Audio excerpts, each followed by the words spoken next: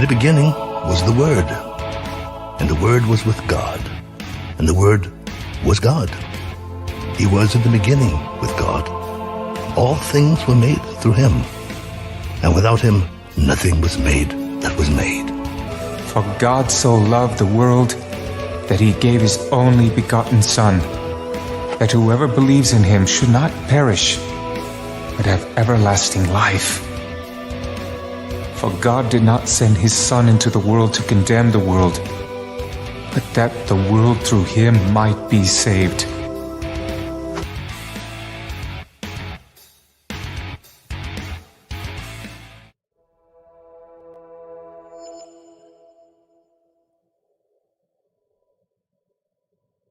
Good evening, ladies and gentlemen. Welcome to the show.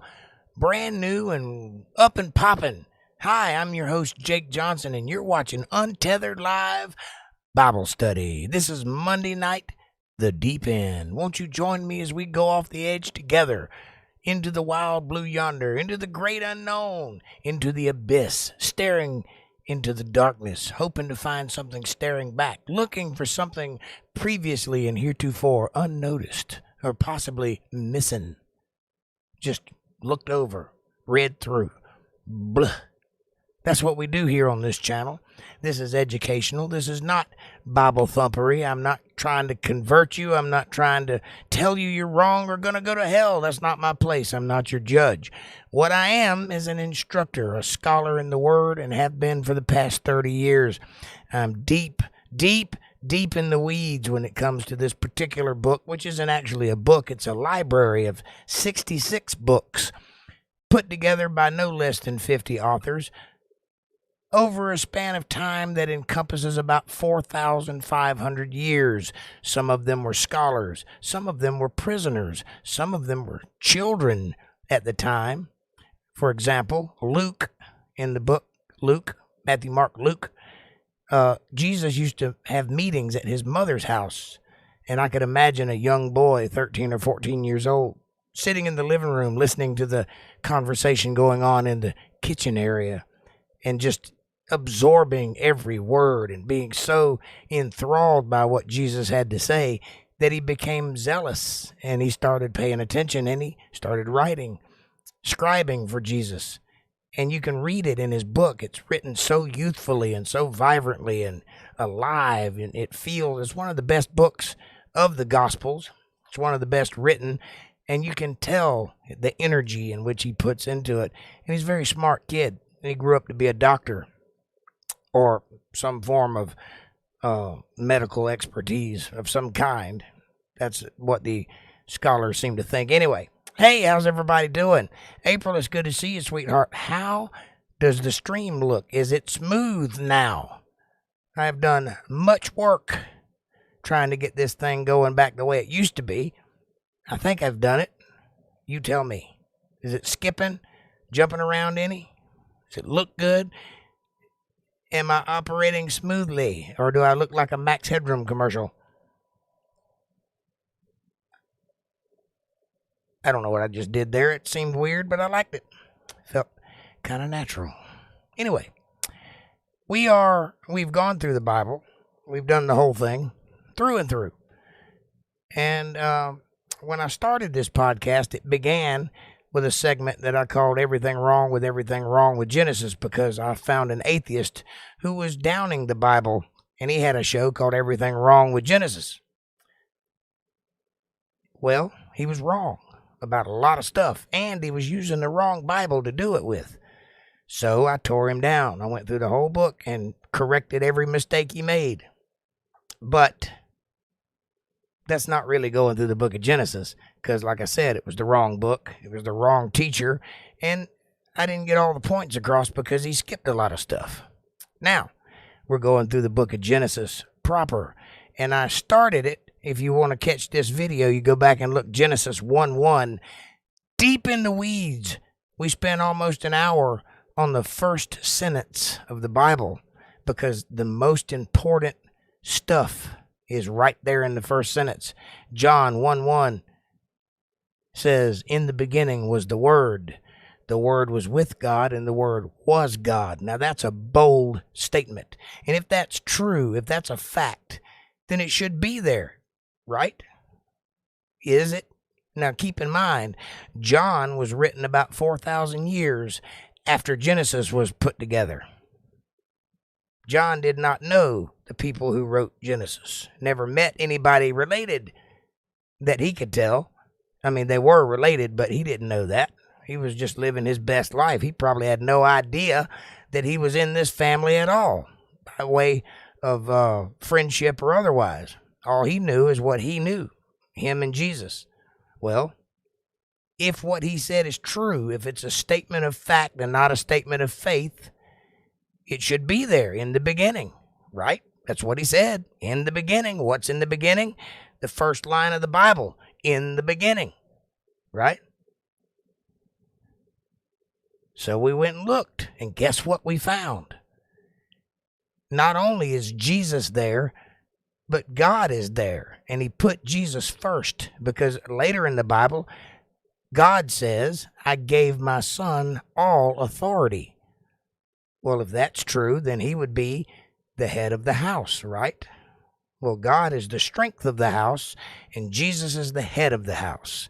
And it's right there in the first sentence. And not only is that there, but a little word called et, which is a Hebrew word that cannot be translated into English or any other language, because there's no other word in any other language that means what that word means. It basically is a marker that points at the object of what's being talked about, right? It's more of a psychological thing than a actual word. It is a word. It is pronounced, but it has no particular meaning other than, look here, this is important. This thing here. And how do you spell it? You spell it with the symbol for God and the symbol for the cross. That's the Aleph and the Tav.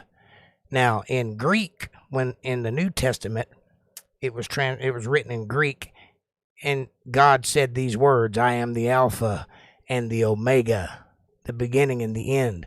I tell all things of the end from the beginning. In different places, he said, I'm paraphrasing and putting things together, but that's what he says. I tell the end from the beginning.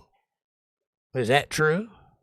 Yes, it is. It's right there in the beginning, Aleph Tav. That would be the Hebrew version of Alpha and Omega. Alpha, Omega, beginning, end. Aleph, Tav, beginning, end. A, Z, or Z. Same thing. It's very specific, and it has to be there. All scholars say you can't take it out, even though you can't translate it. They left it out in most of the translations because there's no word for it, but they didn't remove it. It's there. They just didn't translate a word for it. It's fascinating. Read your Bible, folks. There's a whole lot there that you didn't know were there. This book was not written by cavemen scratching on stones with chicken bones. Well, they may have been. I mean, they didn't have big pens in those days. But I assure you, the people writing were much more highly educated, in most cases, scholarly, and they very well knew what they were talking about. And according to this book, every single one of them were inspired by God to do so. So that not only did they know what they were talking about, but they had a direct line to the author telling them what to write. It's all there. It's fantastic. Watch that video if you get a chance. Genesis 1:1. It's about 4 videos back, I think. But it's in there. You can find it. Hey, Caucasian, what's happening? Good to see you. Good to see everybody. We're going to get started here in just a minute. As you can tell, I'm trying to pump things up and go a little faster because I'm trying to break this down to about an hour because we're getting ready to go worldwide, baby. We're getting ready to get on Spotify and iTunes and Apple and Google and anywhere else that'll have us. But we're going to put it out there and see what happens. See if we can't make this podcast go crazy. How are you doing? It's good to see you. LOL. Was that funny? I wasn't trying to be funny, but thank you. Thank you very much. Was fine. What was fine? Did I miss something? Let me scroll up and see if I Oh, hi, April. Nope. The stream is crispy clean. Excellent. Excellent. I have worked very, very hard to the point of exhaustion to get this stream crispy clean. So I appreciate that. By the way, since you're here, let me ask you a question. Have you done the new OBS update, and do you have anything to report? Is it giving you any trouble or anything like that? Because I have not updated yet, because I just got this working, and I would hate to update the software and then everything fall apart and not work. So if you've done it, let me know what you got. Let me know what you're thinking on it. That was funny, says April. Well, thank you, dear. Thank you very much. The new version of this podcast will be audio only, so I'm going to take more care to read out the chats and make it a coherent verbal language, because the video is only going to be on YouTube, I think. Unless, I guess Spotify does video now, so there might be video there. But most places it's going to go will be audio only, so we're going to have to, I'm going to learn. I'm learning how to do that. I've never not been on camera, so we'll see.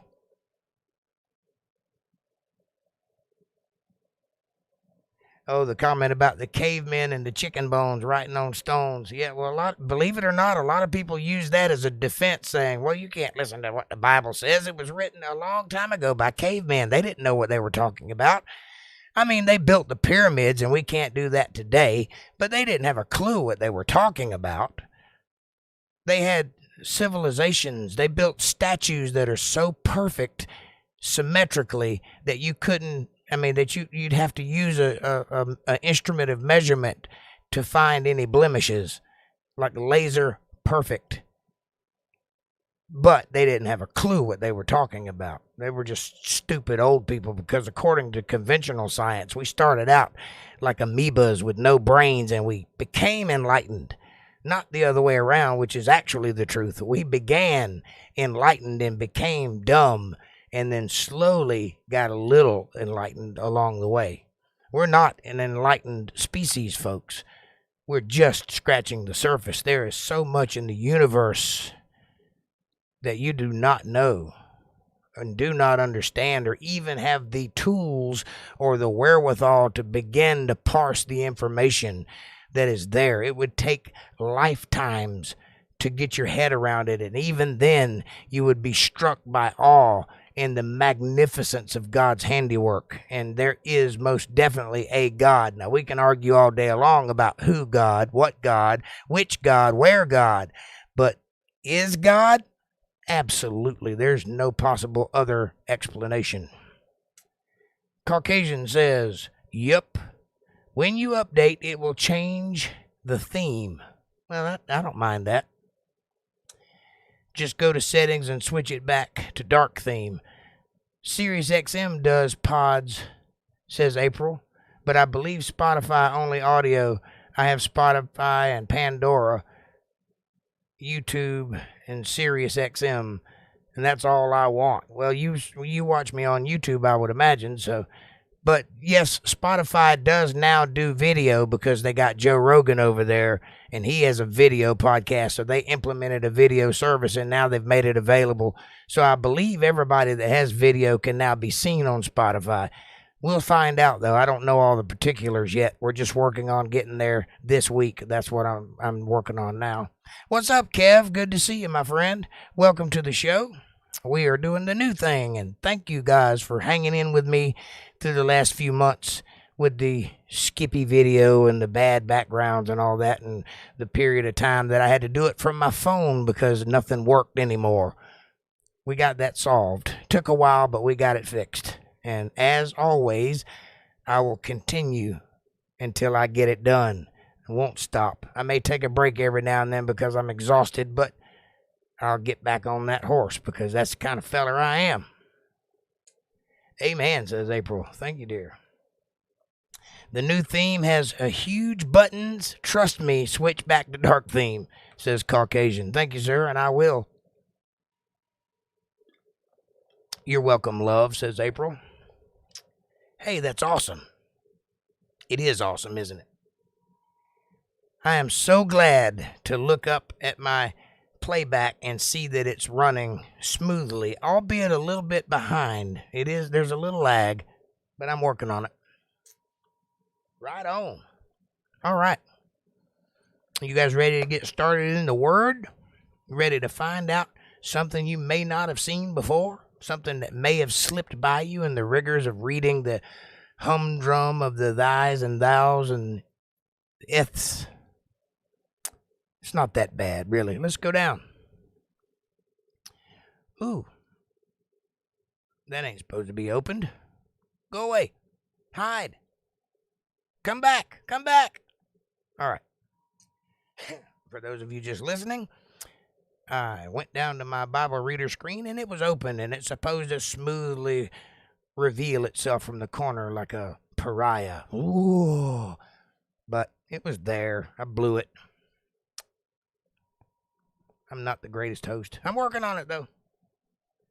Only problem I've found, says Caucasian, is that my 2 terabyte hard drive is now not automatically loading. That's interesting. Maybe you just have to go into the settings and point it to the hard drive. It may not automatically pick it up. I don't know. I also use external hard drives, so that may be a problem. I will update after the podcast tonight and see what it does. I may just have to unupdate it, but we'll try it. I just didn't want to do it before the show because I didn't want any unexpected problems to pop up. Caucasian says, but just unplug it and plug it back in and it's fine. Yeah, it sounds to me like you just have to go into settings and point it to where your hard drive is hooked up at. Or it may be like a USB issue. But as long as it picks it up when you plug it back in, that's all that matters. Plug and play. You might need to update your Windows. That might be what the problem is there too, because of plug and play. It's a good idea to search for updates after you update something anyway, because there may be something that Windows needs to update to get in line with the new OBS update. I don't know. We'll figure it out. It's working anyway. Okay. Let's get started, shall we? If you got your Bibles handy, crack it open to the great book of Genesis. It's right in the front. You can't miss it. Chapter 5, verse 6. That's where we left off last week, and that's where we're picking up today. We have talked about the Garden of Eden. We have talked about the birth of the children. Now we've birthed the third child, or third son, Seth, by which the lineage of Christ would come, because the devil had other plans. It was supposed to come through Abel, but it didn't work that way because that old serpent got in the way. But we're going to find out what happens next.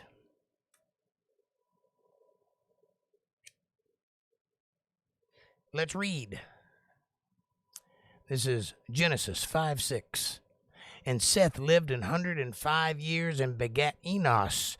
And Seth lived after he begot Enos 807 years and begot sons and daughters. This was a pretty old dude. And all the days of Seth were 912 years, and he died. And Enos lived 90 years and begat Canaan. And Enos lived after he begot Canaan 815 years and begot sons and daughters. And all the days of Enos were 905 years, and he died. And Canaan lived 70 years and begot Mahalaleel. And Canaan lived after he begot Mahalaleel 840 years and begot sons and daughters. And all the days of Canaan were 910 years, and he died. This is the beginning portions of the part of the Bible that is known as the begats. It is a slog to read through. It is painful. And I have considered just making a graphic that shows the lineages, showing it and moving on. But there is some wisdom in reading through it, because this really does line up all the arrows and tells you where people came from and where they began in the whole. I mean, all the people in the Bible, the whole book is about one family and the people that come in and out of that line, that lineage. And this part of the Bible is the genealogy of those people and that one family that goes from Adam to Jesus. It is a little hard to read through, and I apologize for that. We will make it, I promise. Just hang in there and try to find the seeds of wisdom. Next page. And Mahalaleel lived 65 years and begat Jared. And Mahalaleel lived after he begat Jared 830 years and begot sons and daughters. And all the days of Mahalaleel were 895 years, and he died.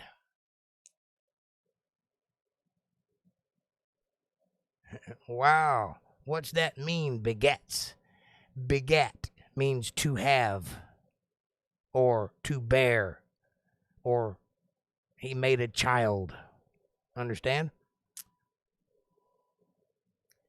And Jared lived 162 years, and he begat Enoch. You know that name, that seventh man from Adam.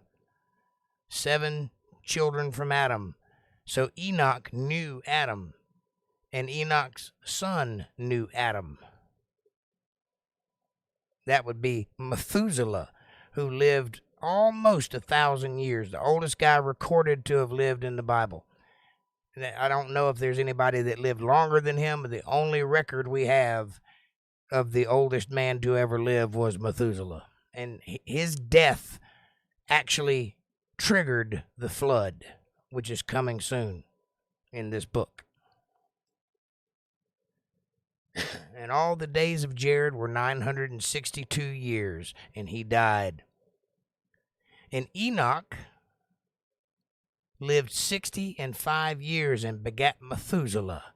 And Enoch walked with God after he begat Methuselah 300 years and begat sons and daughters.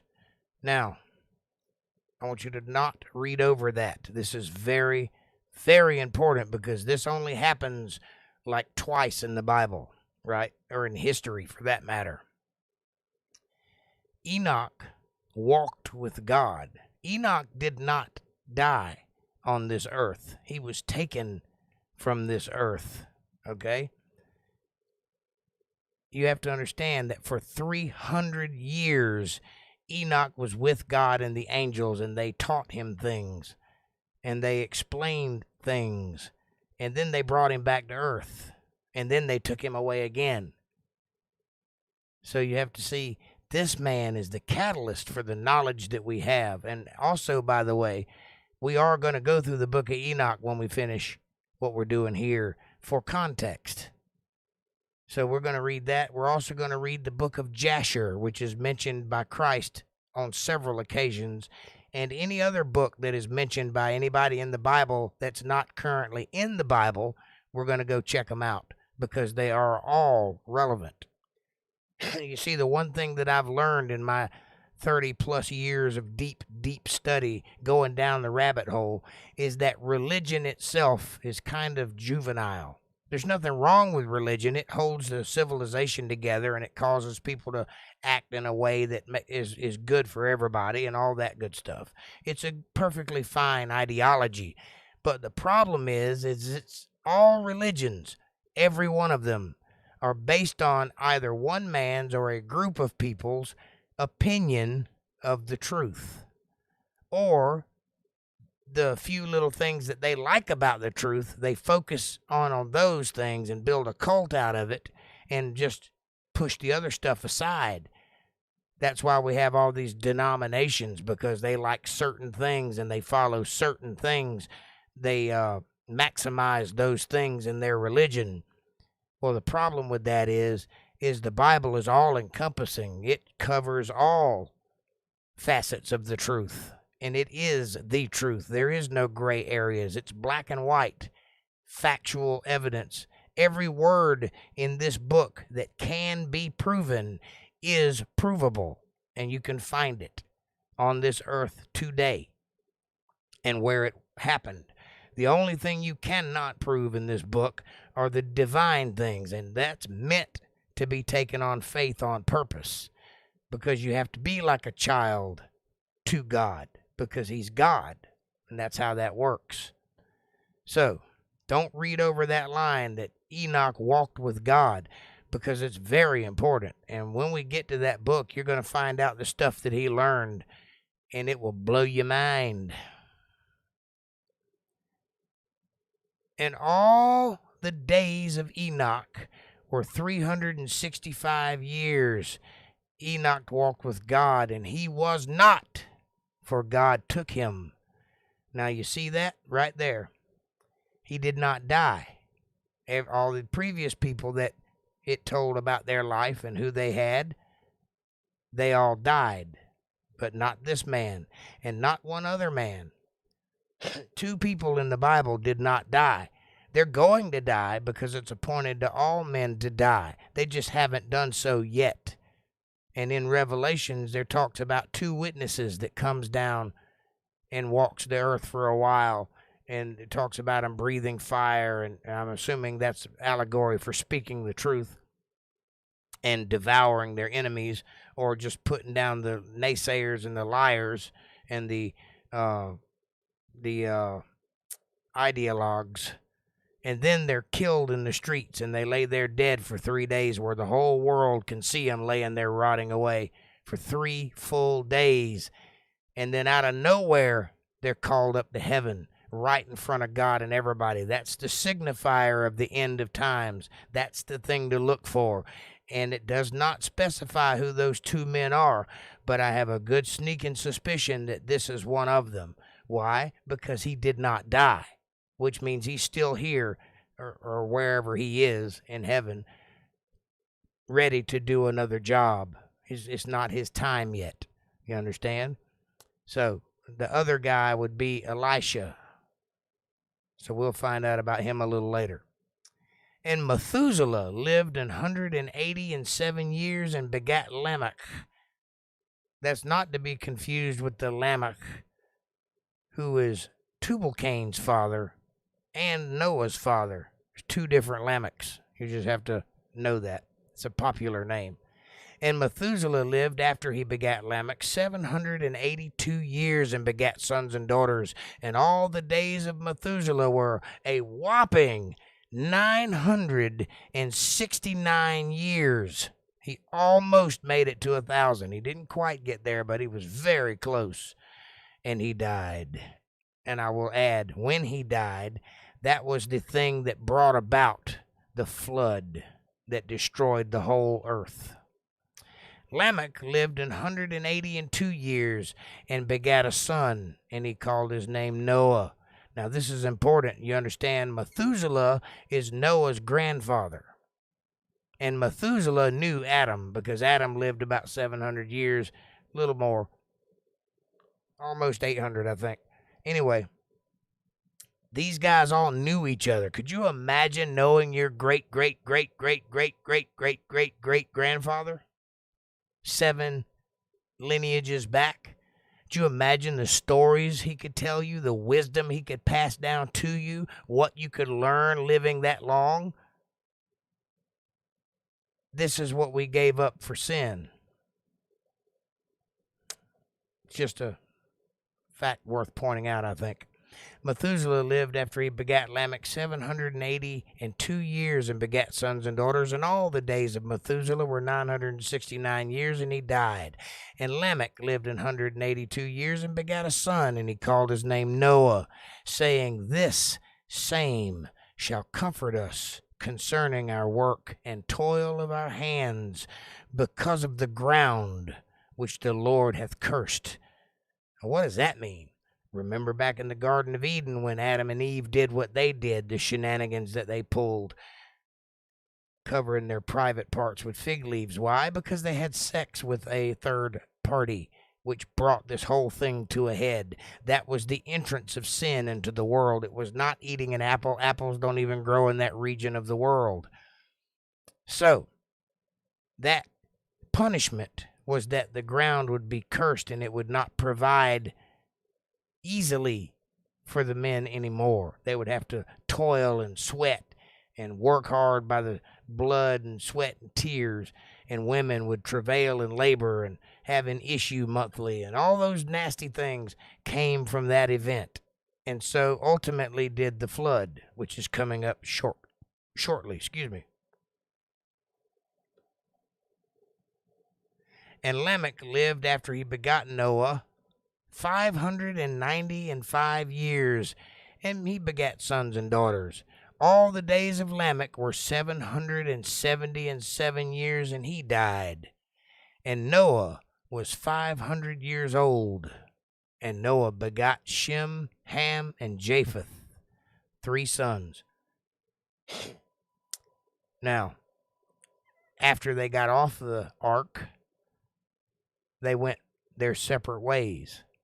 Some went back to Africa.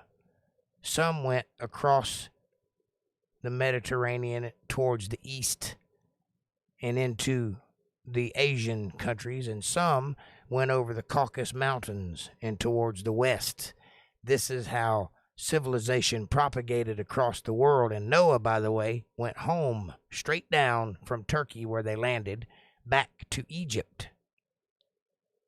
And you can see, if you look at a map and you pinpoint where civilizations are, the big civilizations, the Stone Age as we call it, or the Golden Age, where the big pyramids are and all the monuments and big stone things, you can trace them out as the direction that these 3 boys and their father, they all went in 4 different cardinal directions. And you can find these monuments and these big buildings along their paths as they went out repopulating the world.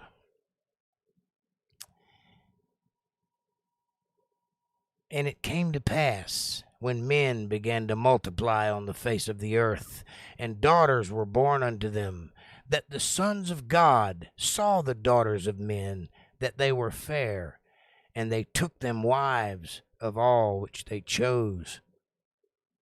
Now, this is a very precarious statement. The sons of God, this is in quotations here in my speech, because these people are not human beings. These sons of God are the angels from heaven. They are not of this earth. They are celestial in nature. And they looked down and saw women were hot and decided they'd like to break off a piece of that. So they did. And guess what resulted from that union? It seems like unions cause trouble in this world. The first was with the first celestial being mating with Eve, causing Cain to be born, which, by the way, was an offspring of an angel. Well, this happens again in Noah's time. 7 generations ahead in the future, now angels of all kinds are mating with human beings. What do you think is going to happen? Anything like what happened last time? You know, cursing the ground and people for eternity because of their sin? Let's see. And the Lord, that's all capital letters, we're talking about God himself, said, my spirit shall not always strive with man, for that he also is flesh, yet his days shall be 120 years. Now, obviously, this is not a mistake, because people go on to live several hundred years after this statement was made. To which I will tell you, these people are already alive when God made this statement. They have to live out their lives. And currently, they can live almost 1,000 years. But the next generation will live much less. And the generation after that will not make 120 years in their life before they die. And from then on, mankind has only been able to live about 105, 106 years at the most. Maybe 120 if they're lucky. Most people die around 70 or 80, between 50 and 80, depending on their health and all that. But the Lord is not happy with this new way of doing things, with these angels coming down and just willy-nilly having sex with women and birthing these offspring, which will later be called, you guessed it, the Raphaim. And other words.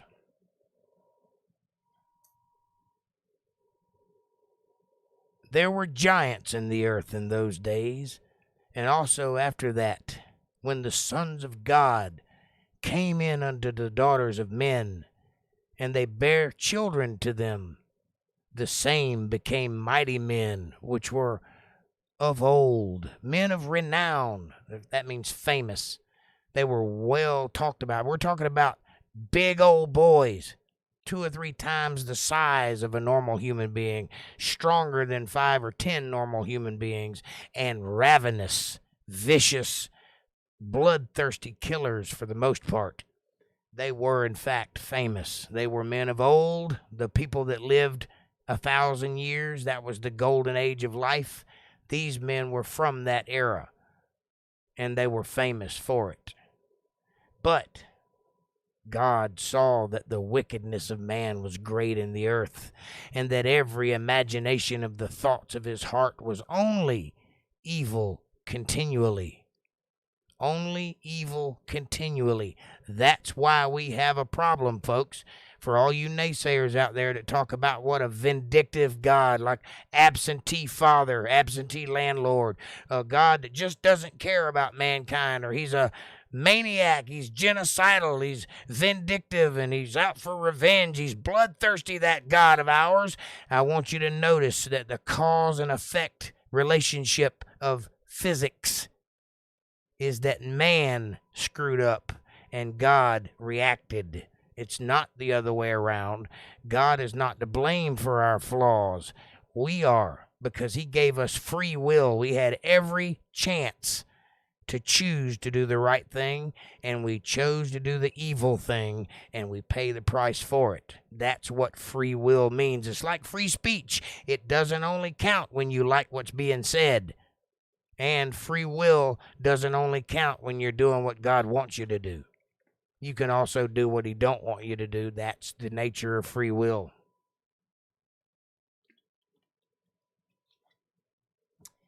And it repented the Lord that he had made man on the earth, and it grieved him to his heart. That means that God was sorry that he ever did this, that he ever gave the spirits in heaven a flesh body to live out, that he ever tried to do something unique with creation. Can you imagine how horrifying that must have felt to God to create the most awesome thing that has ever existed, and it just ultimately turn on you? Do you have children? Have they ever done anything against you or in direct contradiction to what you taught them? That's how God felt times a billion or several billion. And it grieved him at his heart. He was sorely disappointed in his children. And the Lord said, I will destroy man whom I have created from the face of the earth, both man and beast, and the creeping thing, and the fowl in the air too, for it repenteth me that I have made them. I am sore displeased with this thing that I've done. And I'm going to wipe the slate clean and start over. Actually, God doesn't make that caveat. He just says he's going to wipe the slate clean. Doesn't mention starting over. Ultimately, we have a man to thank for why he did. But Noah, that old strange child born to Lamech, who seemed to shine when he was born. There's other books that cover his birth, and quite frankly, when Noah was born, it freaked his parents out, and they did not want anything to do with him. Why? Because Noah is a product of a celestial hookup earlier in history, and it shows, it manifests in his being, and he was either an albino or literally shined like the sun when he was born. One or the other. I don't know which.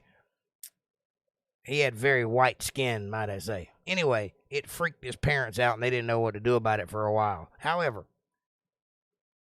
the generations of Noah, that's what we're reading now. Anytime you see a title like that, these are the generations of, or these are the days of, or this is the life of, or these are the words of, that is a signature. That is this book telling you who wrote it.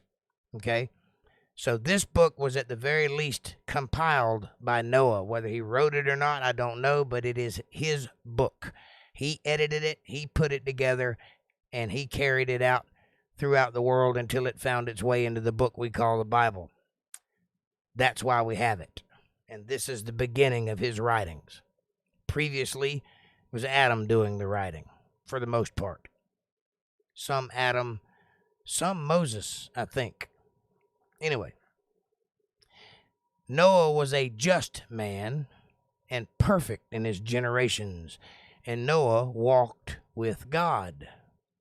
Now, that's the second time you've heard that phrase. What does that mean? That means that God literally hung out with Moses. Noah. I had Moses in my head. Sorry. He literally spoke to him and told him what was coming. That's why he did what he did. And that's why everybody thought he was crazy, because they weren't privy to the same kind of hanging out. Because at this point, 9 generations past Adam, God has washed his hands of mankind and doesn't hang out with them anymore like he did in the Garden of Eden, when he would come down in the cool of the day and hang out with his creation and speak with them face to face. He doesn't do that anymore. And it's already, at this point, happening. But he did like Noah, because Noah was a righteous man. He was perfect in his generation. What does that mean? That means that he never partook of the fallen angels that came down and had sex with women. He didn't do any of that. He stayed true to God's words and God's wishes. And that's why he was considered to be perfect in his generation. His family line was unblemished by this next influx of angels. Obviously, he has a little touch of it in his blood because of years past, but his generation didn't do that. They were righteous. And it's a theme. It goes throughout the Bible this way. Good kids, then bad kids, then good kids, then bad kids. It just goes every other generation, seems like. Not always, but it's the rule of thumb, not the exception.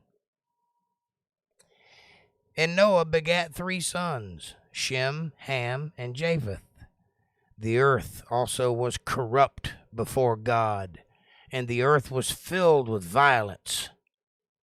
That means they were killing each other left and right. It was all mayhem all the time. Bloodlust, hatefulness, violence, evil, wicked doings, sexual corruption, murder, you name any of the sins, and they were being committed at all times here. And God looked upon the earth, and behold, it was corrupt, for all flesh had corrupted his way upon the earth. All flesh, except for one man. That means that everybody had found their way into wickedness. Everybody, good and bad, mixed or not. Mixed with the fallen angels, I mean. I'm hoping that word will come back to me. I can't seem to think of it right now. I said Raphaim, but that's only one instance of the influx, and that's later. These were called the Geber. But there's another word, and I can't think of it. It'll come to me, though.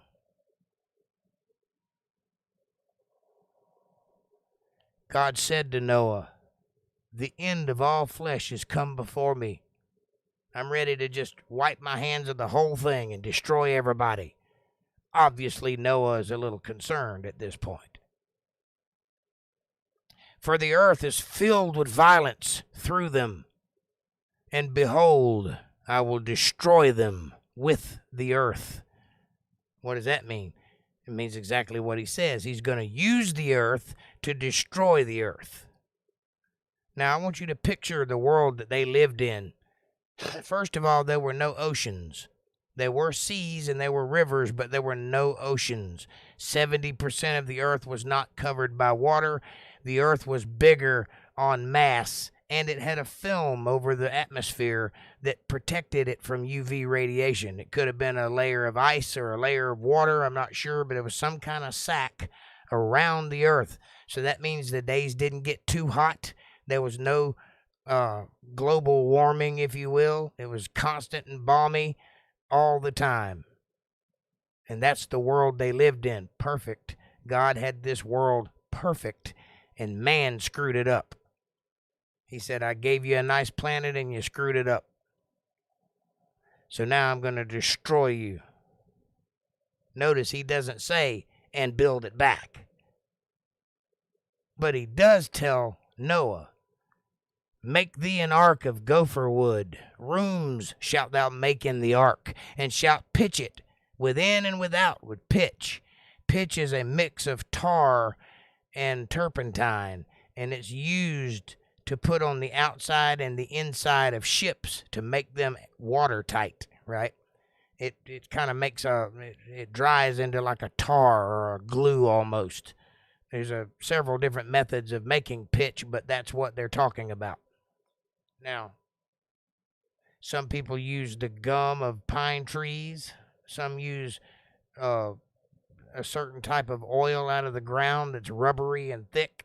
There's all kinds of ways to make pitch, mixing things together to make this glue, but that's what they're talking about. And gopher wood is known colloquially as shittim wood. It's mentioned several times in the Bible, and shittim wood grows in little tiny trees today, but back then they were quite large trees, and they were probably some of the biggest trees because they were used to make the ark, which needed big timbers.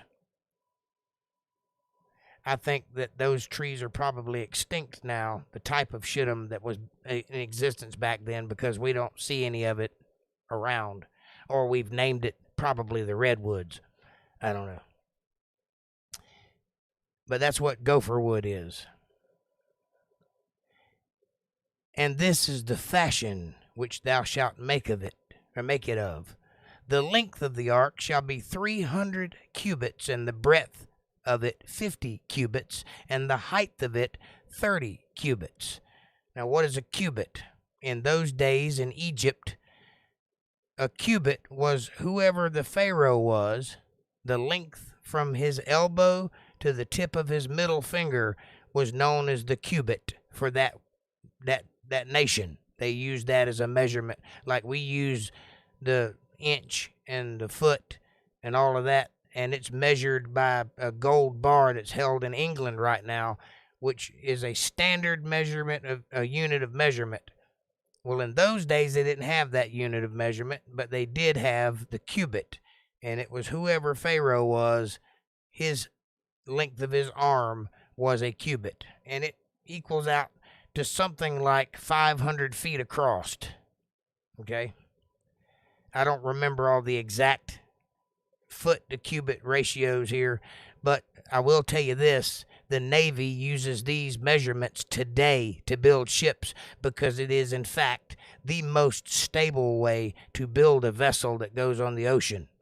That's why you have these tankers with all these shipping containers piled up 6 or 7 stories high, and it looks like it could capsize and flip over at any minute, but it doesn't. And that's why you have aircraft carriers that look like they could flip over at any minute, but they don't, because it's a very stable measurement for a ship. And they use the Bible to get those measurements. Today, all shipbuilders have always used this particular formula.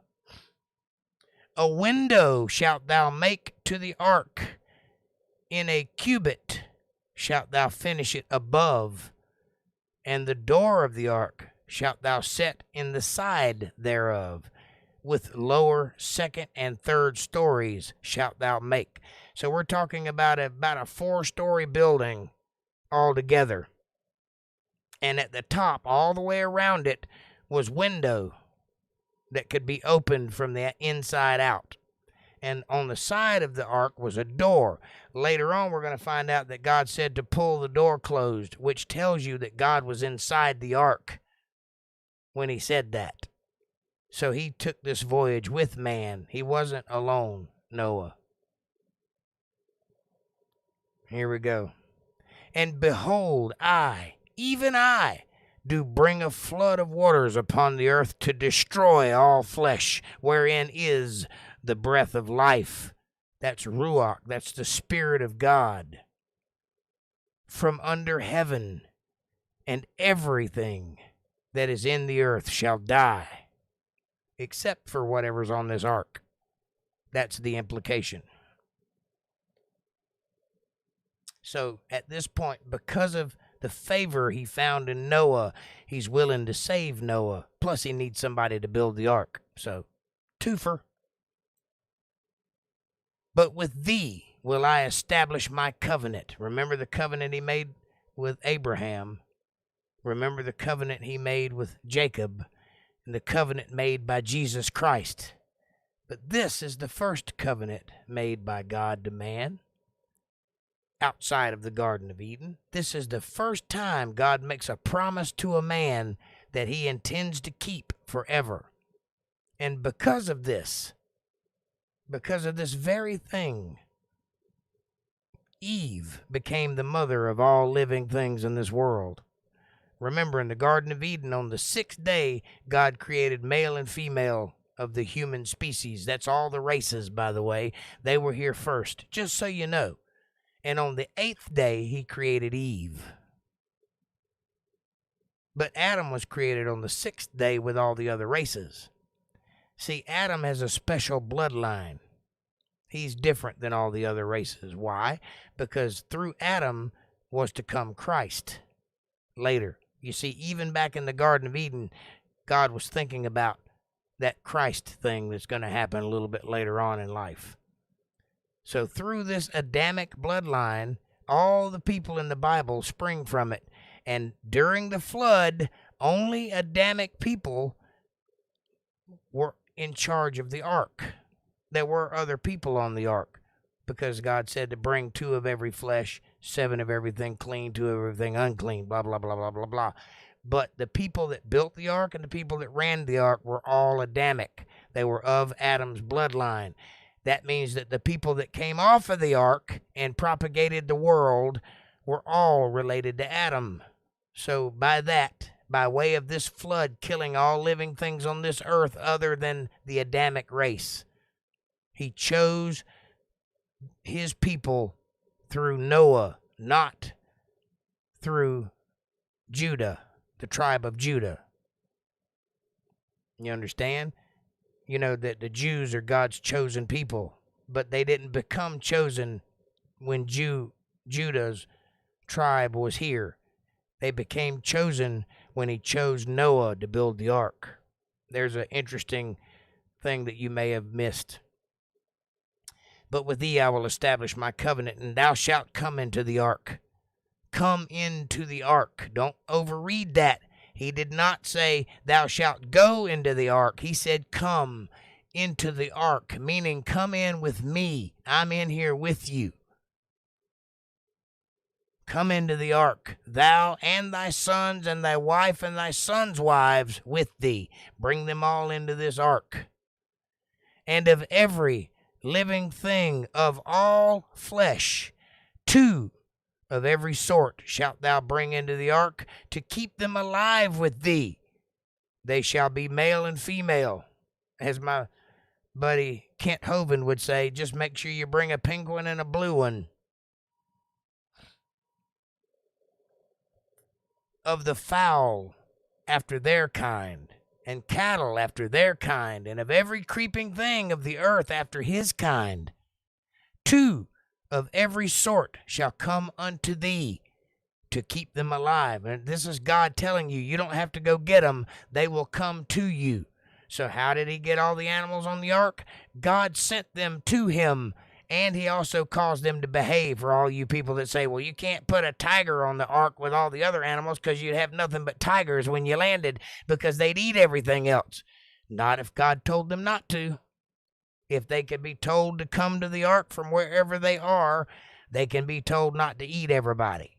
But that's also prepared for because God tells him to bring certain animals for food and sacrifice. We're getting to that. So far, he said, bring 2 of everything. But listen, and take thou unto thee of all food that is eaten, and thou shalt gather it to thee. This he tells him to go get. He didn't bring all the food. He said, go get all the food. And it shall be food for thee and for them. That means that get what they eat too. That includes prey. Interestingly enough, though, at this moment in time, all animals and all men were vegetarians. They ate seeds and roots and vines and leaves and fruit and vegetables. That's what they ate. They did not eat meat at this time. Not even the tigers, Joe Rogan. Not even the tigers. They ate vegetables too. How do I know that? Because it tells you later. Thus did Noah according to all that God commanded him, so did he. Noah did exactly what God told him to do. Thank God for saving 2 bulldogs, each a beautiful white color. Both taught to bark. Go dogs. They ate gator meat. Haha, says Kevin Cox. You go, Kevin Cox. Thank God for them bulldogs. And the Lord said unto Noah, Come thou and all thy house into the ark. Again, he says, come into the ark. That means God is in the ark, speaking to Noah outside the ark. Come in and bring your family with you. For thee have I seen righteousness before me in this generation. You're the only one worth saving. Then he says this, of every clean beast thou shalt take to thee by sevens, the male and his female. By sevens. That's not 2 of everything. That's 7s couples. So that's 2, 4, 6, 8, 10, 12 of everything. By sevens, meaning male and female. So that's 2 times 7. Got it? I might have miscounted, but you get my point. I'm a scholar in the Bible. I don't do math, so And then he says, and of beasts that are not clean by 2, male and female. So this is extra from everything that he said, bring 2 of everything, male and female. Extra, bring every clean beast by 7s, male and female, and every unclean beast by 2, every male and female. Now, why is he saying this? Why is he separating this? And he also says, of fowls also of the air by 7s, that's that same number, male and female, that's times 2, to keep seed alive upon the face of all the earth. Huh? Well, imagine what a flood will do to the ground and the seeds. It'll suffocate everything. But how do seeds propagate? How come every tree didn't just grow up at one place when they landed? Well, because he sent birds out to carry the seeds. That's how it happens today in a lot of cases. Birds eat the fruit and poop out the seeds somewhere else, and thus a tree is born.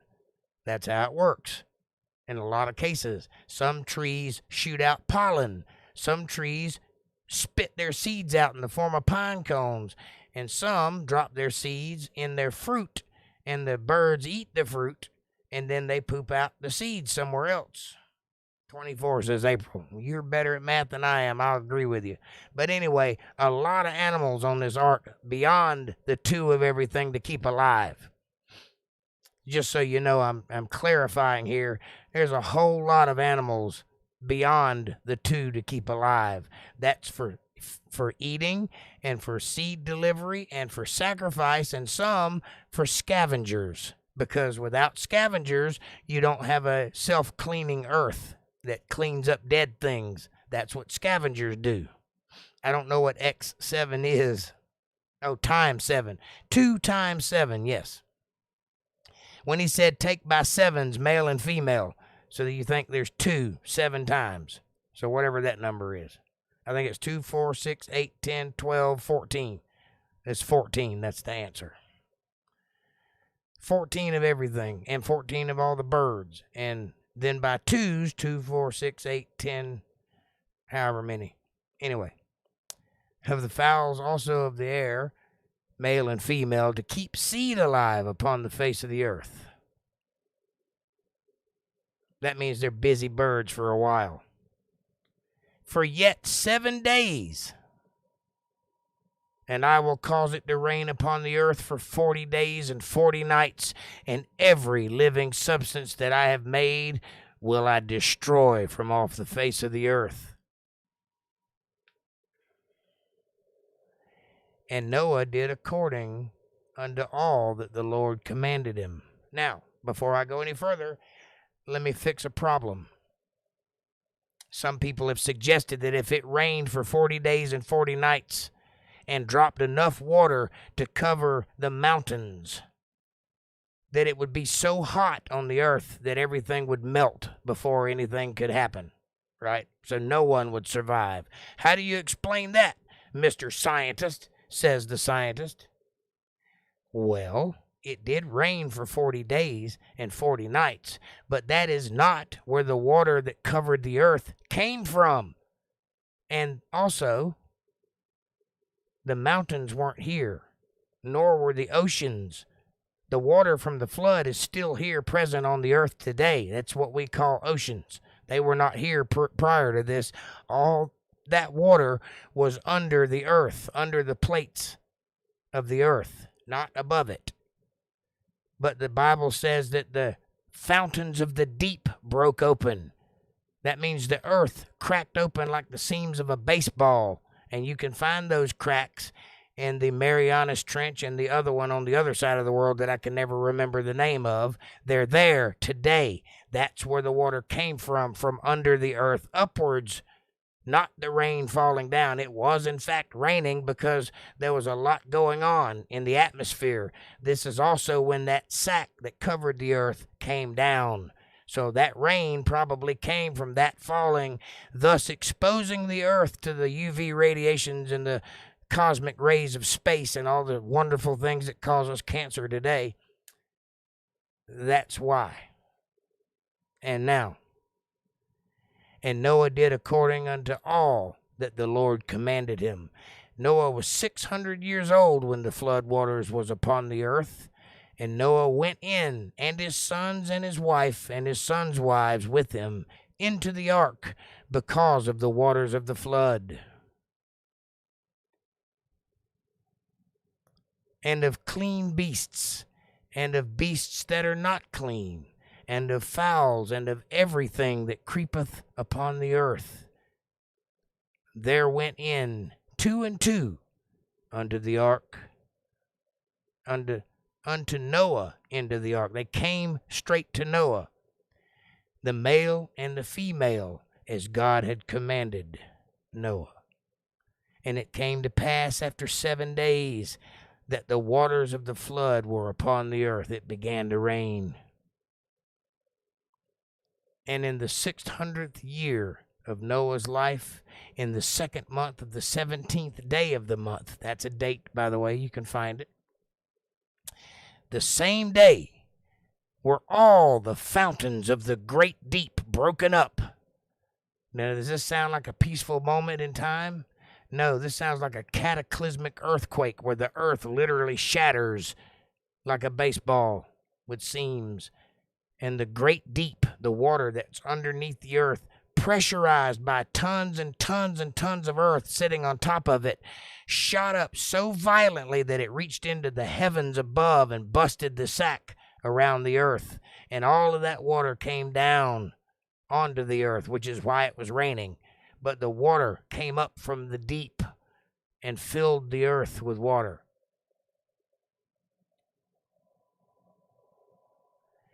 And the windows of heaven were opened. That's why, because the water shot up and busted the windows open. And the rain was upon the earth 40 days and 40 nights. Now, you must understand that it never rained before this moment. When Noah went around telling everybody it was going to rain, they thought he was nuts. They thought he had lost his marbles because it don't rain. It dews like it does in the morning time now. The mist would come up from the earth like steam and water all the plants. There was never a storm of any kind. There was never heavy rainfall of any kind before this moment.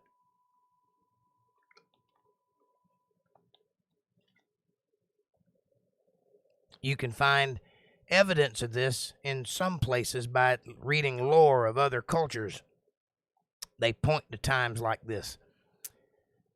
But that's what happened. It was a magnificent moment in time. In the self-same day entered Noah, Shem, and Ham, and Japheth, and the sons of Noah, and Noah's wife, and the 3 wives of his sons with them into the ark. Don't listen to the movies, kids. In the movie, one of them did not have a wife. They did that for drama. The Bible clearly says that all 3 sons had a wife.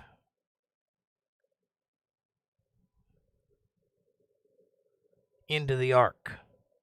They and every beast after his kind, and all the cattle after their kind, and every creepeth thing that creepeth upon the earth after his kind, and every fowl after his kind, every bird of every sort. Yes, that includes bats, naysayers. Well, it's not a bird, so clearly the Bible's wrong. If it has wings and flies, maybe God considers that a bird. Has it ever crossed your mind to think that? Maybe you classify it incorrectly and not God. You ever thought about that? I mean, he's the guy that created them. Surely he knows what they are. And he also clearly says kind and not species. Wings, flight, 2 feet. Here we go. And they went into Noah into the ark. They came straight to Noah, and he directed them to go where they should. 2 and 2 of all flesh, wherein the breath of life is. That's the Ruach, the spirit that God breathed into mankind. He also breathed into all the animals. So anywhere there's breath of life, were there any plants on the ark? Yes, but not to keep them alive. They were there to eat. Because seeds can grow new plants.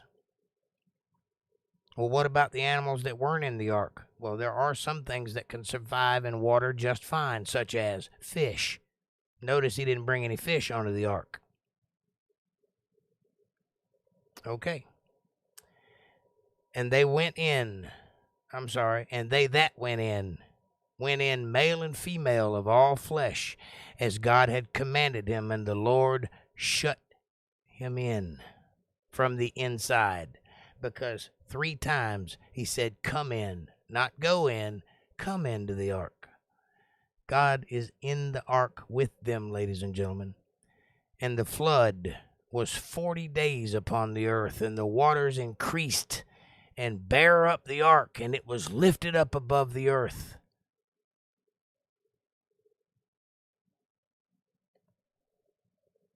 April says, birds of a feather flock together.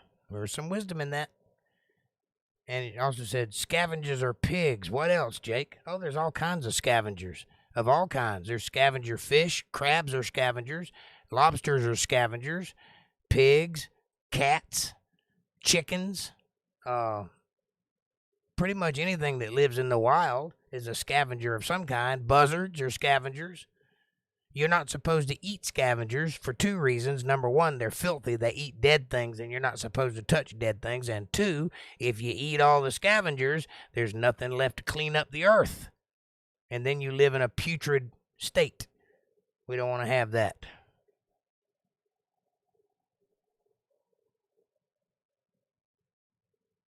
Kevin says, there are some people, me included, that believe the Garden of Eden is located in Cummings, Georgia. Really? Well, I hate to break it to you, but it's not. It's located underneath the Red Sea. Or at least as far as I can tell it is. I may be wrong about that, but I'm pretty sure that's where it is. Under the Red Sea. I don't think the Red Sea was as deep as it is now back then. Also, the Bible clearly states that God made the Garden of Eden after he made Adam and Eve, or Adam at least. He brought them into the garden. So the garden could have literally been anywhere or anything, any type of enclosure. So it may not have even been on this earth. I don't know. I'm pretty sure it was, but I'm saying logically speaking, it could have been anywhere because he built it specifically for them. Now, it does give locators. It does talk about 4 rivers that came in and made a head, which is where 4 rivers that are ancient rivers that no longer exist meet right in the center of where the Red Sea is now, which is why I believe that that's its location. And one river that proceeds out of the mouth of the Red Sea, and we call that the Euphrates, the Great Euphrates. So, and that river still exists to this day. The other ones, however, have long since dried up or moved on. So, there's that for what it's worth. And the waters prevailed and were increased greatly upon the earth, and the ark went upon the face of all the waters. I added the word all. I don't know why I did that. Sorry. Upon the face of the waters. And the waters prevailed. Second time it says that. Exceedingly upon the earth.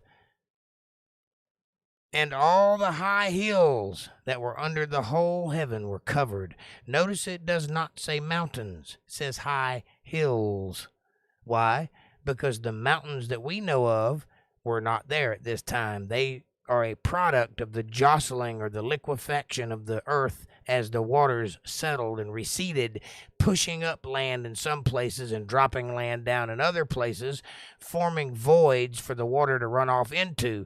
And when that happened, because the earth was malleable because of all the water, it pushed up the Rockies and the big mountains everywhere. That's where they came from. That's when they appeared on this earth. Before that, they were not here. They just had high hills. 15 cubits upward did the waters prevail, and the mountains were covered. Now it says mountains. But it also says 15 cubits above those mountains. So if it was Mount St. Helens, for example, or that big mountain that everybody climbs that I can't think of right now, you know, Everest. If it were that mountain, 15 cubits above that's basically in the atmosphere. So clearly that mountain was not here at that time. Use a little common sense in your thinking. If it was 15 cubits above the mountains, they could not have been as high as some of the mountains get today, or it wouldn't work. And all flesh died that moved upon the earth, both of the fowl and of the cattle and of the beasts and of every creeping thing upon the earth, and every man, all in whose nostrils was the breath of life, of all that was in the dry land, died. Now I know what you're thinking. Well, other people could have built boats too. Yeah, they could have if they believed that the flood was coming. They'd have been better prepared. And I'm sure that some of them got on boats. And I'm also sure that they starved to death or froze to death because they were not properly protected from the elements, because they weren't prepared for what was coming. They had no knowledge of what was coming. It's not like they'd ever seen a flood before, or heavy rain, or hail, or any of the things, lightning, that come with it, or ravenous animals that are floating on the top that are still alive, looking for safety or looking for something to eat before they starve to death or drowned. No. The only ark that was protected was the one that was prepared before the flood came and made ready for this type of voyage. Had the proper drogue stones hanging off the sides, which can be found in Turkey today. 8 of them anyway. And curiously, they all have 8 crosses carved on them, and the name of the town where they're located is roughly translated to something to the effect of, this is where the 8 came down from the mountain, meaning the people that were on the ark. In Turkey today, you can find that. So it clearly happened. Kevin says, in the Spanish version of the Bible, it states on the 5th day, God created Diego. Ha! I wonder if Diego's listening in tonight. You must understand that these people were woefully unprepared for what came. Most of them they thought he was crazy. They thought Noah was lost to marbles. They had no idea that their God was going to destroy them because most of them had lost their belief in God or were following false gods or whatever they were doing. They were all corrupt, they were all evil, and they were all woefully unprepared. And so when this flood came and the reality of what that means, they all perished. They may not have all died instantly. Some of them may have survived a few days or even a week or two. They did not last throughout the flood. The only people that did were on that ark, in which also encapsulated God with them. He was on the ark with them. So obviously it stayed protected. And that's where we're going to stop for today, ladies and gentlemen. That's quite the mouthful or the mindful. I hope that it touched your heart. I hope that it caused you to think and reconsider your position on this thing we call religion. And we'll pick up next Sunday on 723. May the Lord bless your endeavors and open your mind to the knowledge that comes from these books as we divide the Word of God correctly, possibly for the first time ever. Book, chapter, verse, explanation, understanding. That is the only way to do it. And that's the way we endeavor to do so here. Won't you please do me a favor as you ponder the things we've talked about tonight? Reach up and hit that subscribe button and press the bell icon so you'll get notifications of when I'm going to be online and when my new videos drop. Leave a comment down below. Smash the like button. Share this video with somebody you love. Better yet, share it with people you don't love. Bring them into our family. Make them part of our fold. Be their solution, not their problem. Comments down below in the comment section. Question me, curse me, bless me, challenge me, confront me, conform with me, drink my Kool-Aid. Make your own Kool-Aid as long as you're thinking critically. That's what I want. Critical thought coming from that brain of yours. Smash that like button. It's free. It's right in front of you. It takes no effort at all. It really does help the channel with the algorithms, and it helps us get recommended to others who may need desperately what we're preaching here. So please do that. And if you love the Word of God, and if you feel led by your Creator to help this channel out, if you think that what we're doing is a worthy cause and you'd like to be part of that and help us reach out and touch the world, won't you do that, please, by going to paypal.me/jakejohnsonband, or if you use CashApp, you can go to $jakejohnsonband. Either one works. Every little bit helps. It's a win-win. It's a blessing to my soul. It's a blessing to yours, too, because God notices these things. We live in a reciprocal universe. Ask and ye shall receive. Knock and the door shall be open.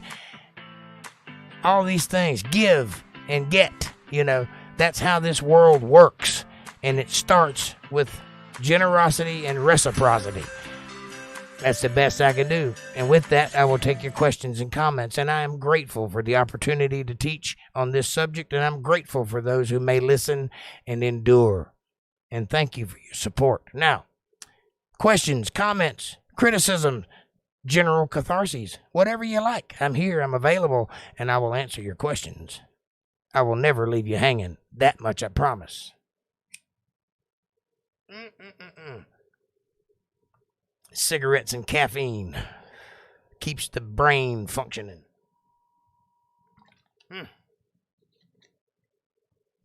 Kevin Cox says, I always get fascinated with the story of the flood. The massive change in the world in 40 days is hard to grasp. Well, it continued to change for almost a year.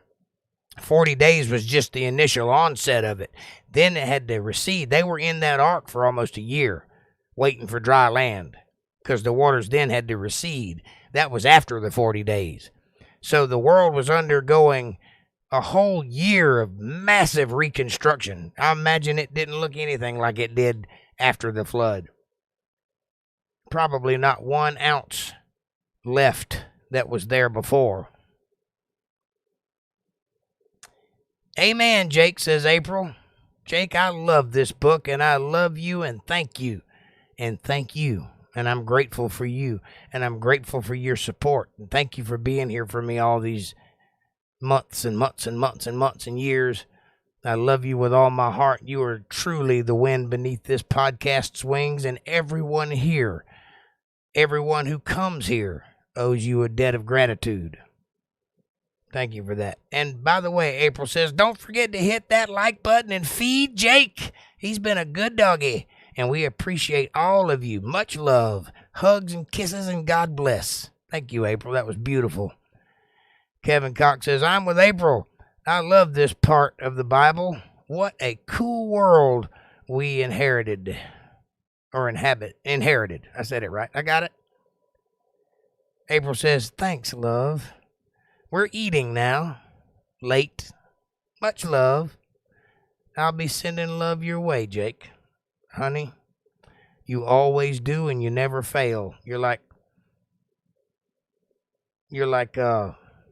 Constance incarnate. I am so grateful for you. I wish I could express to you the level of gratitude I have for your support. You mean the world to me, and everybody that comes in contact with my teaching, it's because of you that they found it. I promise you that. I'm going to have to make a painting of you and call you the matriarch of the society.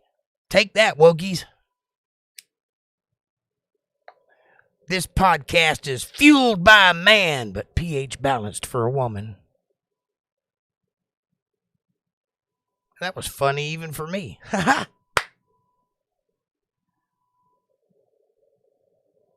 need to eat something too. I might have some beef stew after this.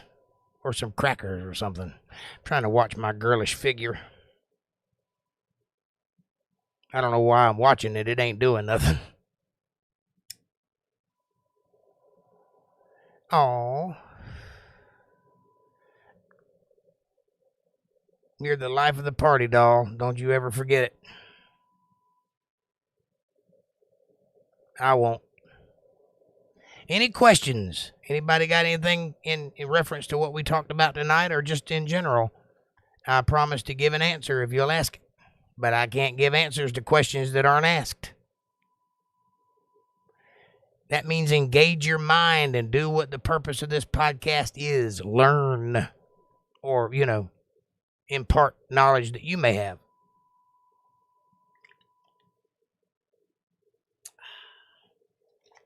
It is a beautiful, lovely day out there. A balmy 527 degrees or something, some such. You are the best. I love you truly. Thank you, sweetie. That means the world to me. Kevin Cox says, we're eating wings with sweet tea and chili sauce. That sounds delicious.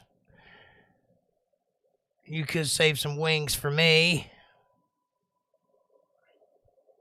I hadn't had chicken wings in a while. They don't make good wings around here. All we can get is them buffalo wings, and I hate those things. Remember Hooters? The wings that they made where the heat is in the chicken, but you still got crispy chicken? Why don't they do that? Why do they all have to be all greasy and gooey and have all that red sauce on them? I don't want that. I want a chicken wing that I can eat the chicken wing and it be hot without the buffalo is what I'm saying. Some people like that. I hate it. I much prefer the old way of doing hot wings. Cayenne pepper on the wings or something. And I've never eaten a piece of chicken that didn't involve hot sauce. Uh-oh. Hey, folks. The new podcast has its very first sports update from Kevin Cox. Georgia beat Sanford 30-something to 0. Oh, yeah. Dogs are now number 1 in the polls. Go Dogs. Great sports update. Thank you there, Kevin. We try to do one of those per podcast, and we try to make it interesting and just a little tidbit of what the sports is doing.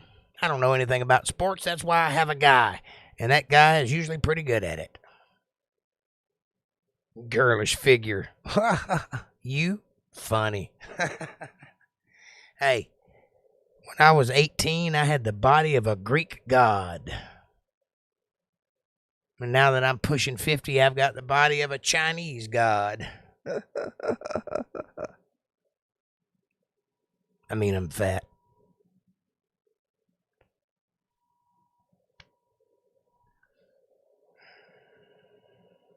That's a deity joke. You got to dig deep to get that one. I know, right? Yeah, I do know. Unfortunately, I still got a little muscle tone left. It just ain't like it used to be.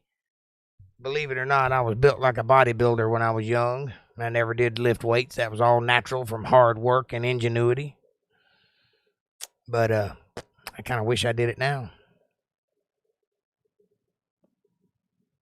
Because no matter how hard you try, folks, it just won't stay with you forever. I assure you, everything you've gained, you will lose. The only thing you can take with you is your soul. No amount of money, no amount of fortune or fame will ever precede your death, and nobody is getting out of here alive. The only hope you got is to find out why you're here and start making inruns to the purpose of that existence. How do you do that? Find the book that claims that it was put here for that purpose, to teach you why you're here, and read it, which is what we're doing. And we're doing a good job at it. So come join us and bring your friends and tell the world. Spread it out there. It's you that make us reach out. So if you want to be responsible for saving some souls, you want to get a couple of layers added to that crown and a little bit of thread count added to that robe that God's going to give you when you get to heaven, it's because of your works that you get those things. If you don't do nothing, you'll go to heaven, but you'll be naked when you get there. So if you want all that good stuff, help spread the word, help save some souls, help get somebody in the right direction. Do the work. If you can't fight, you can carry bullets. If you can't carry bullets, you can make sandwiches. But participate is what I'm saying. So come on. Help me get this thing off the ground, shall we? Kevin says, I love this time of year. Football, baseball, and soon throwing big rocks on the ice. Yeah, baby. Don't forget Untethered Live podcast. That's year-round. Check you out. Oh, yeah, says April. Amen. Well, thank you, dear. I appreciate it. I know you do your part. I'm not talking to you. Everybody else is who I'm talking to. Anybody that watches this, tell somebody. Share it with somebody. Put it in somebody's email. Get people to this platform so that we can do the job. And that job is spread the word. The good news, the gospel. That's what we're here to do. I'm trying to, have some threads on my back when I get to heaven. Have a little clout when I get there, if that's even a thing. Who knows? I can't tell you what happens next. All I can tell you is what's in the binders of this book, and I've done much study on the subject, and if it's available knowledge, I will try my best to impart it. And if I miss anything, the next time I go through it and dig a little deeper, I'll find it. But we'll get there. This is my promise to you. I will always tell you what I believe to be the truth. I may be wrong, but I believe what I'm saying. And if I'm wrong, prove me wrong. Don't just make funny noises with your hole in your face. Say something of value. Show me where I made an error, and I will come around. Now, you're going to have to fight for it. I'm not just going to roll over because I believe with conviction what I believe. But if I see that I'm wrong, I will admit it and change my way of thinking. If you can prove to me there's no God, I will drop this whole thing right now and start talking about movies or something. I may do that anyway, but I'm not going to drop the God thing unless you can show me it ain't true. But see, I can show you that it is, so that's why I teach it. Seattle is playing Denver tonight. Seattle has such ugly uniforms, it should be grounds for having them all arrested. Puke green, says Kevin Cox. Yes, stand up and shout amen, love. Amen. Stand up. Have you ever been there? Stand up. Identify. Stand up. Tell me all about it. Stand up. Testify.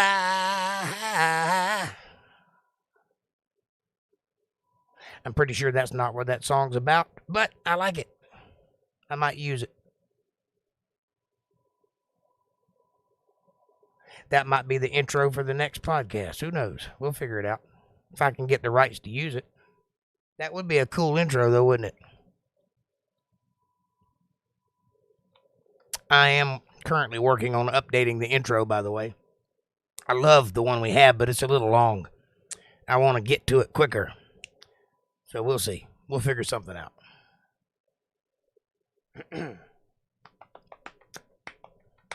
All right, we've reached the top of the hour. That's all there is to it, folks. A little bit of teaching, a little bit of talking, a little bit of pondering, a little bit of pontificating, and a little bit of hubba-da. And here we are at the end. Thank you so much for joining me tonight. I hope you got something out of it. I hope it touched your heart. I really do. I love you, true. I do. From me to you, all the way through. Won't you do me a favor, though? When you go out into the world tomorrow, be nice to somebody. That's it. That's all. Just do that for me if you would. It costs absolutely nothing, and you might be really surprised at the outcome of it. This is how you do it. You look for somebody.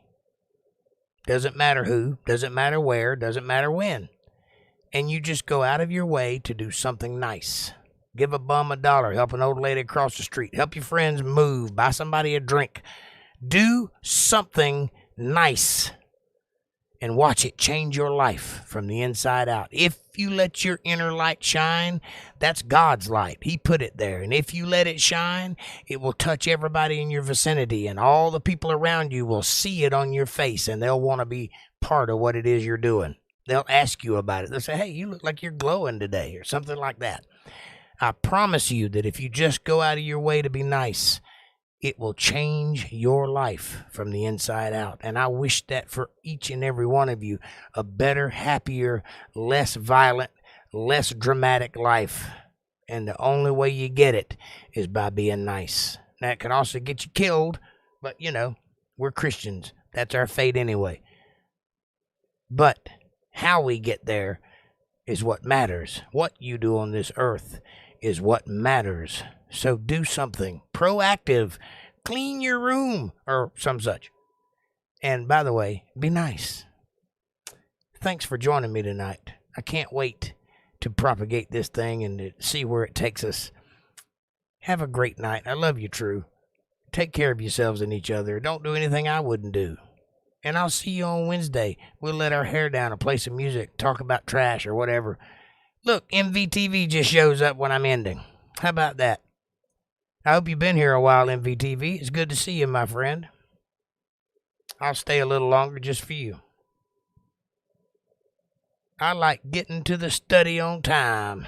I hear you, brother. Well, the good thing about this is you can just go backwards and watch it again. Kevin Cox says, I am a fruit cake. At Christmas, I get re-gifted every year. LOL. Well, we'll try to fix that this year. I'll give you something you've never had before. How about that? MVTV says, I'm sorry. Don't be sorry, my friend. I'm glad you're here. I need you in my corner. You are my guy, so thanks for coming.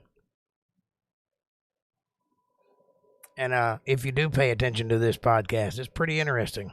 Hope you go check it out. Oh, hello, MVTV. Good to see you, love, says April. MVTV says, Twilight is a busy time here. After the heat, watering trees and gardens and dodging all the freaking snakes, what you need is a good long, sharp machete.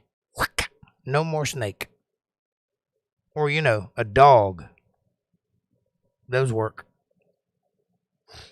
Hi, April and Kevin, says MVTV. Oh, hi, Mark. I missed you.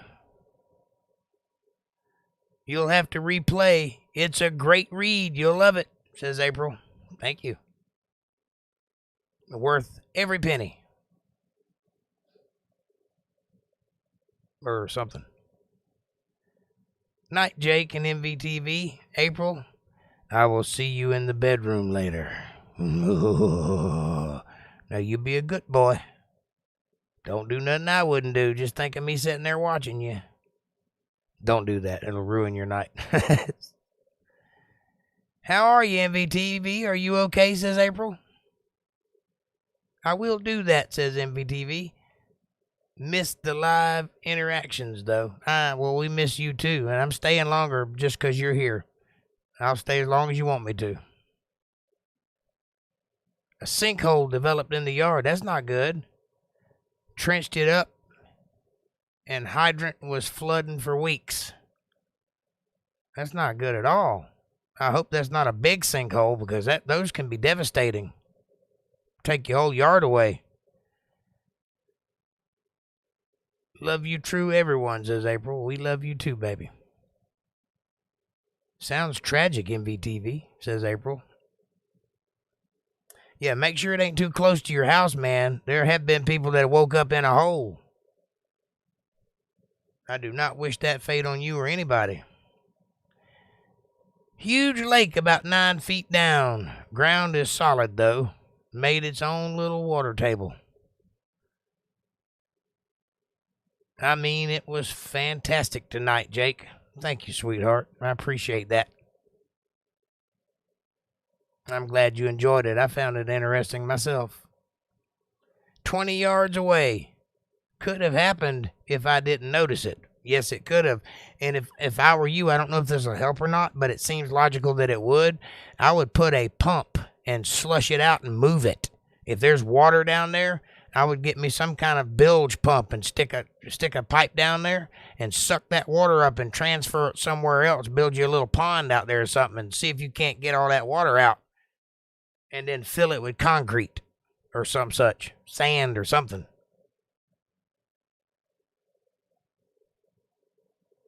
I really do regret being late, MVTV says. Don't you worry about it a bit, my friend. You came. That's what's important. You're here. And I'm grateful. And I thank you. And I'll see you Wednesday. We'll be on at 8:30. So if you get your chores done early, just pop on in and I'll play you a song. It's all right, hon. Just be safe out there. I'm glad you made it in. Amen. That's what April says. Same sentiment here. I'm glad you just came. That's all that matters to me. Think of all the people that didn't show up tonight. Didn't even bother. Lots of them. Billions of them. They didn't even come. They didn't even think about it. You're here. You know how special that is? You're like one of 7 billion people that's here with me tonight. Good idea, says MVTV, talking about the bilge pump idea. But the backhoe guy wouldn't let me drive it and not taking my advice. Well, I'd fire him then. It's your yard and it's your life if you happen to fall into that sinkhole and drown. So I'm just saying. Bag and Chips. Hi. That's a new name. How are you? I hope you watched the show tonight and I hope you enjoy it. We're just getting to an end, but you can go back and listen. And if you like what you see, how about subscribe?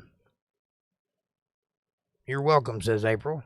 MVTV says, we were looking for you yesterday, poised to ditch Sasquatch as soon as the notice came on, but no offense to Sass. Thanks at April. I'm terrific, says Big and Chips. Well, MVTV, I do apologize for not being here last night. I was a little under the weather. I had worked myself to the point of exhaustion, and I just needed to rest. And so I took the day off. I was rebuilding the internet thing, and I'd been working on that for so long.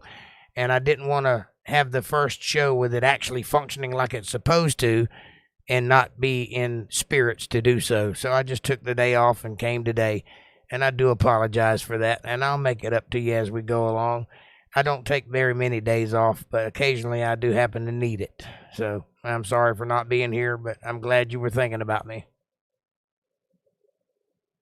April says, hi, I'm fabulous. And she is fabulous. Fabulous. Much understood. Have to be at your best to deliver the same. That's right. And last night I was not at my best. I had a stomach thing going on, and I just didn't feel good, and I was tired. I mean, really tired, like not out of bed tired. Matter of fact, I spent the last 3 days in bed. Resting and relaxing, chilling and maxing. But I'm up, and I'm ready to rock and roll now. MVTV says, welcome, Bag and Chips. Jake brought me back to God. Well, thank you, sir. I appreciate that. That's a high praise coming from you. Much understood. Have to be at your best to deliver the sound. I read that. Okay. Well, I'm glad I brought you back to him, but he never left your side. I promise you that.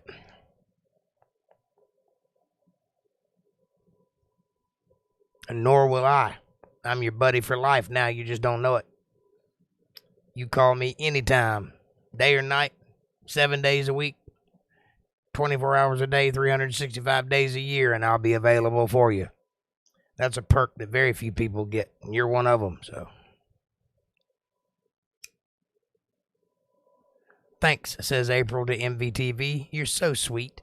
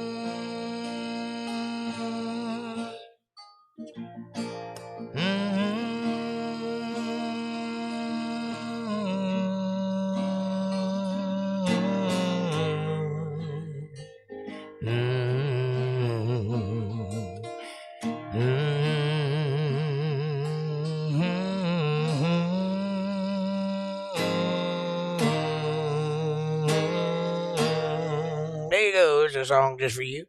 Can't tell you what it is, but I think you've heard it before.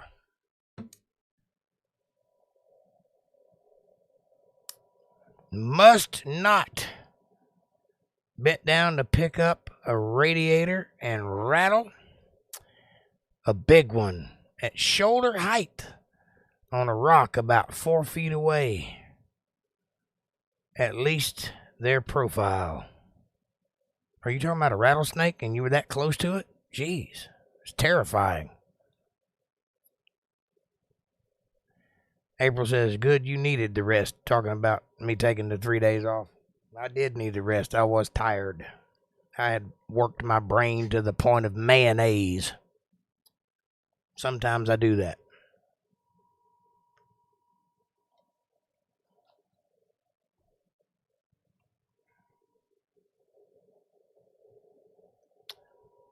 One day I'll blast you a Royal Scots version of that to the coyotes and bet they'd respond. I'm not exactly sure what you mean. I'll read that again.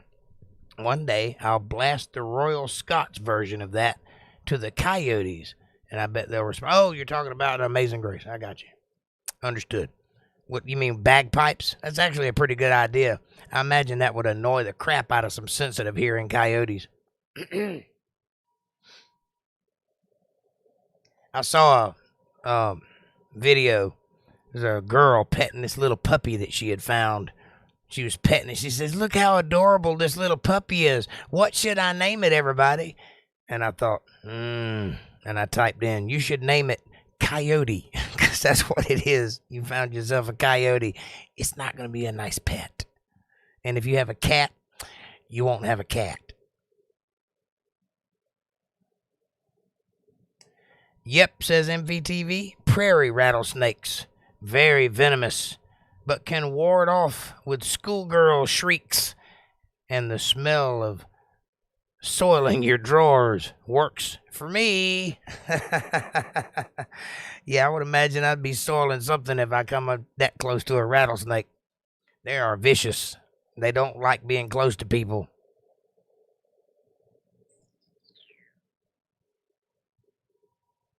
Dang rattlesnakes. We don't have very many of those around here. I mean, they're here. They're just not very many. We got a lot of cottonmouths, though, and a lot of water moccasins, which are equally venomous. Maybe not quite as venomous, but still, they'll give you a bad day if you get bit by one.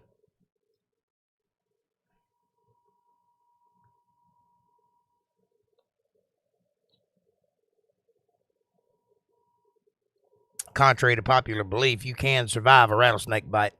You just have to be tough.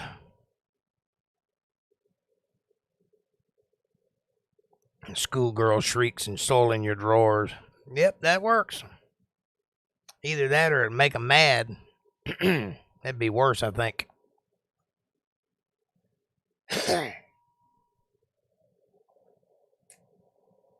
April says, LOL, lol. That means something that almost nobody ever does in reality. Laugh out loud. To a text anyway. It does happen. It just don't happen that often. It don't happen as often as people use it. But you know what? It's a perfect sentiment. It's like the perfect shorthand for how you feel about a comment. I like it. Whoever invented that was a smart feller. Plenty of bull snakes too, says MVTV. They mimic rattle colors and slaps their tails for rattles. So that twice as much heart attack fodder. Yeah. Are they as poisonous as a rattlesnake? I've never heard of a bull snake before. Grammar on that last one was trash. Sorry. That's all right, buddy. I'm not the grammar police. And usually I can read between the lines and figure out what somebody's saying.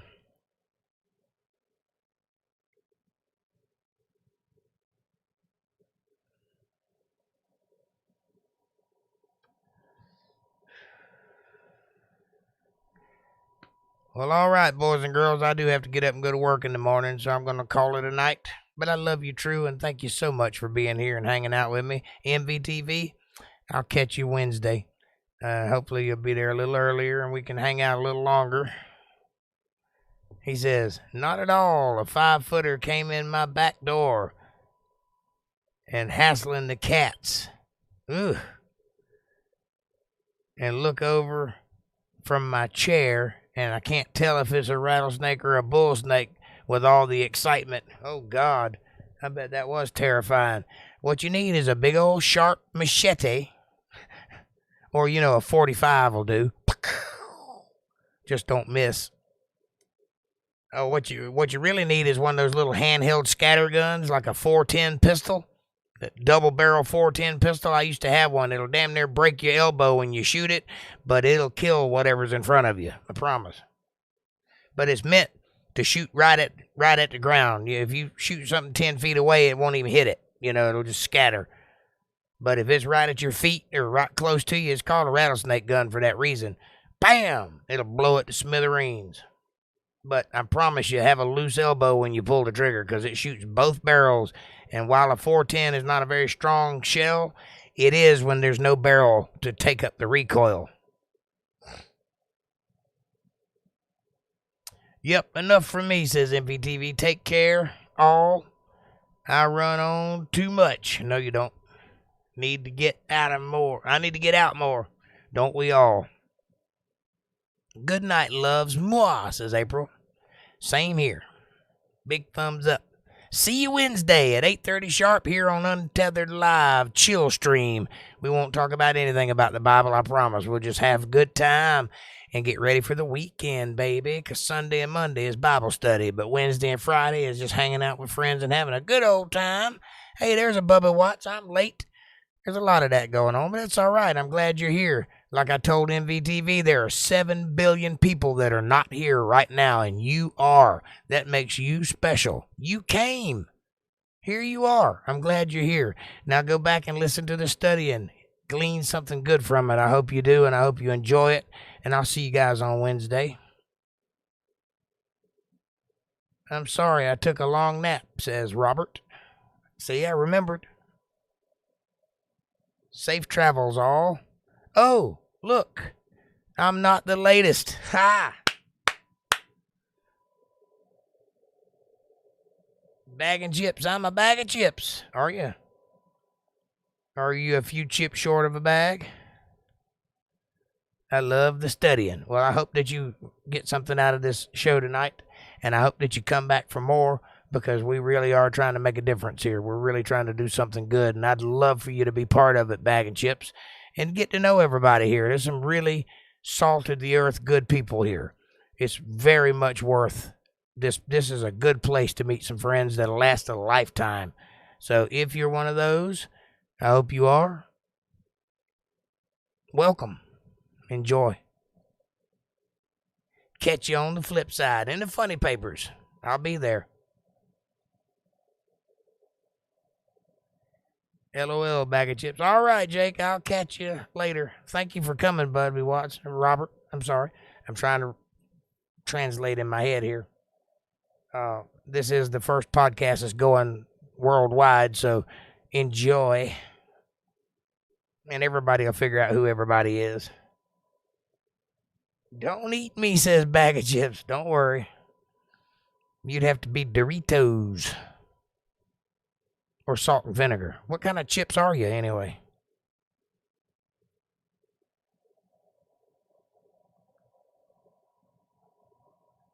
All I ask from any newcomer, is just take me seriously, man. I'm trying to do something good for the rest of my life, and I want you to be part of it. So just pay attention to what I say and see if you agree. I'm not trying to convert you. I'm not trying to make you think that you're wrong or you're going to hell or anything like that. Like I said, that's not my job. My job is to educate, and that's the only reason I'm here. And I hope that you do get some out of what I'm doing. Oh, we might be in danger if it's barbecue flavored. Amen, brother. Amen. I love my fellow chip bags. Well, we love you too. And thanks for being part of what we're doing. Still want to know what kind of chips you are, though. You're not getting out of that easy. If you're Funyuns, you've had it. It is refreshing to hear the word through you. Thank you so much, my friend. I appreciate that compliment. I promise I will do everything in my power to be worthy of that praise. Nighty-night, all. Night-night, April. I love you, honey. I'm just trying to hang in for the late people because I don't want them to miss anything. Lates? Is that like laters?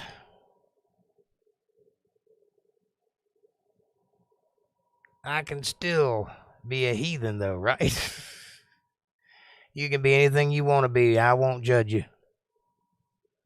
Your salvation is between you and your Father. It ain't got nothing to do with me. All I can do is illuminate the path a little.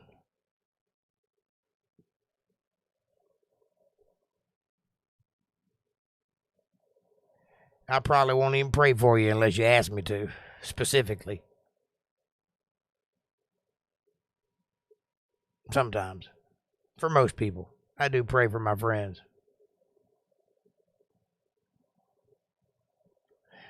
Lay's? April's asking too. Everybody wants to know what kind of chip you are, Bag of Chips. He says, I'm Frito-Lay. Me too. Anytime. But yeah, you can be a heathen or you are a Gentile. So, comes with the territory, I think. All right, I'm going to ramble on till midnight if I don't shut up and go to bed. I love you guys. Stay cool, stay true, stay in the Word of God, and it will never lead you down a wrong path. And I will do my best to make sure that you find your way. If you find a stumbling block and you need an answer, I'll give you the answer. Or I'll do my best to find it for you if I don't know it off the top of my head. All right. Have a great night.